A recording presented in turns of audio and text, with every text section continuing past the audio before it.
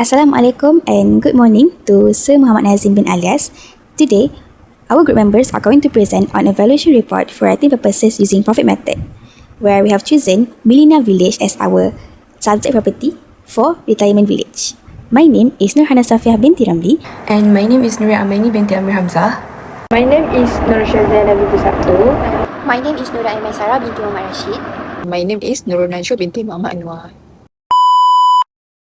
Moving to the executive summary part, this valuation is prepared for Millennium Village and the basis of valuation used is market value. The purpose of this valuation is for rating purposes and it is conducted using the profit method. The valuation date is 1st January 2026. The subject property is Retirement Village, which is located at Desa Millennium Mutiara, Persiaran Millennium Mutiara, Seremban Negeri Sembilan.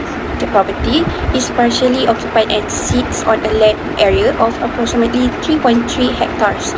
Registered owner is Lifestyle and Healthcare Services in Neighborhood, and the tenure is freehold. There are no express conditions or restriction in interest stated, and no encumbrances recorded. The annual value of the property is approximately RM9.25 million. In conclusion, the summary provides the key details of the valuation and it should be read together with the full report for a complete understanding. So for the definition part, first, annual value refers to the estimated total yearly rental income a property can reasonably generate if it is let out from year to year. It assumes that the landlord is responsible for expenses like maintenance, repairs, insurance and property taxes. Next, Rebus Stantibus is a valuation principle which means the property is assessed based on its existing physical and economic condition at the time of valuation. In other words, the property is valued exactly as it stands on the valuation date without assuming future changes. Lastly, the valuation list refers to an official record used by local authorities to carry out property assessment. It ensures that property taxes are distributed fairly and consistently among all properties within the same area. The subject property is located in Desa Millennium Mutiara, Persiaran Millennium Mutiara, Seremban Negeri Sembilan. It is about 65 kilometers south of KLCC and around 11 kilometers from the Seremban Administrative Centre. The area is well connected and easy accessible via the North-South Expressway. It is also near several residential, commercial and public amenities, making it a convenient location. Although it is within a developed city area, the property is situated on elevated land and has a relatively quiet and private environment. As for our site descriptions, our subject property is located at Desa Millennium Mutiara, Persiaran Millennium Mutiara, 70200, Seremban Negeri Sembilan, Daerah Khusus Malaysia. Our subject property is located on commercial land and the topography is hilly terrain and accessible through road network. It also is constructed with reinforced concretes with bricks, and the development offer basic recreational activities such as a small garden and walking path for jogging and leisure activities. And lastly, it also provides access to the properties and also guarded with guardhouse for controlling the movement out and in of vehicle. Next is surrounding. The surrounding area of Millennium Village is a well-developed mixed development zone, consists of residential, commercial and institutional facility. Nearby residential areas include Ensdine, about 7.7 kilometers away, and Taman Bukit Kaya around 6.1 kilometers, both within a short driving distance. For commercial facility, Ion Mall Seremban 2 is about 8.9 kilometers away, while Palm Mall Seremban is around 8 kilometers, providing easy access to shopping and dining option. Public amenities such as Hospital Tuanku Jaafar and Masjid Al-Hidayah are also easy accessible, making the area convenient and well served. The accommodation consists of several unit types, including executive suite, studio plus, as well as facilities such as library, meeting room, recreation room, gym, theatre, laundry room, and many more. All rooms generally use vinyl flooring, plaster ceiling, and painted plastered concrete walls, giving a consistent modern finish throughout the building. Only the toilet areas are different, using ceramic tiles for both flooring and walls to suit wet area. Overall, the material used provide a simple, durable, and comfortable interior environment. Moving on to the evidence of value, for the main income of room type executive suite, and studio plus is 12987,000, while for the other income of functions hall and others, the total is 4,860,150 ringgit. Well, for the purchasing expenses, such as sofa, dining table, and TV, the total is 686,300 ringgit. While for the operating expenses, the total is 1,126,160. And lastly, for the operator shares is 7,215,610.50 cent. The true and detailed explanations of calculation will be explained by Yana and Amani. Next, we continue with me, which is repair and maintenance. That it is noted that the subject property typically maintains a high standard of repair and maintenance. Moreover, for the occupancy, on our inspection date, we discover that the property is owner occupied. Moving on to services, transportation facilities such as taxis, buses, and grab car are available within the surrounding of the result, and the public amenities and service such as street lighting, waste collection, and road maintenance is undertaken by Majlis Bandaraya Seremban. For the planning provision, the subject property is designated for commercial use after verbal check with Town Planning Department of Majlis Bandaraya Seremban.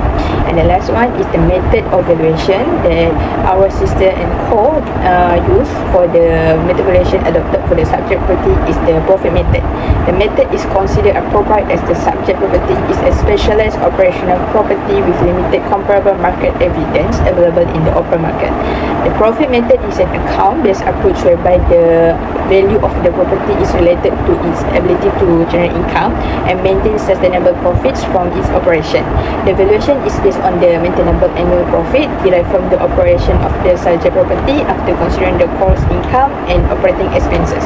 In applying this method, the net profit is then converted into capital value by using a yield to determine the market value of the subject property.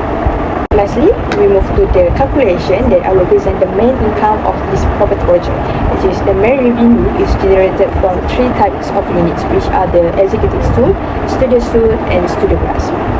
Firstly, for the executive suite consists of 18 units with a capacity of 4 persons per room, and the monthly rental is 8,000 ringgit with an occupancy rate of 25%, contributing a total annual income of 1,728,000 ringgit.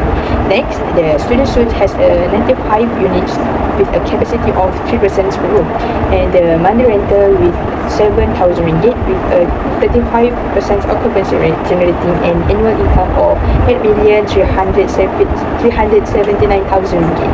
And for the last one, which is the Studio Plus, there are 50 units with a capacity of 2 persons per room. The monthly rental is 6,000 ringgit with a 40% occupancy rate, and contributing with 2,880,000 ringgit per year. Overall, the total net income generated is 12,987,000 ringgit per year. When combined with other income of 4,860,150 ringgit, the total gross income of this project amounts to 17,847,150 ringgit annually. Next, in this slide, I will briefly explain the purchasing expenses and gross profit of the project.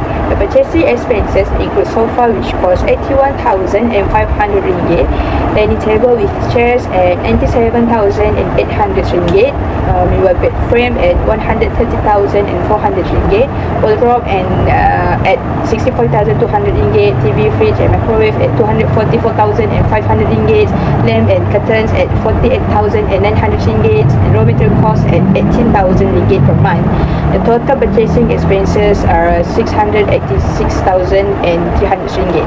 After deducting the expenses from the total gross income of 17,847,150 ringgit, the gross profit is 17,160,850 ringgit per annum. Next, gross profit RM 17,160,850 will minus with operating expenses, which are salary and wages, including the security, marketing, front office, finance, engineering, and cleaning. Number of staff will multiply with salary per month and 12 months, and the total is RM 778,800. And moving forward, another operating expenses such as electricity and water, stationery, telephone, laundry, promotion and advertisement, and also landscaping will multiply with 12 months and get the total RM 347,360. And the gross profit will minus with the total of operating expenses, and then we'll get the net profit for RM 60,034,690.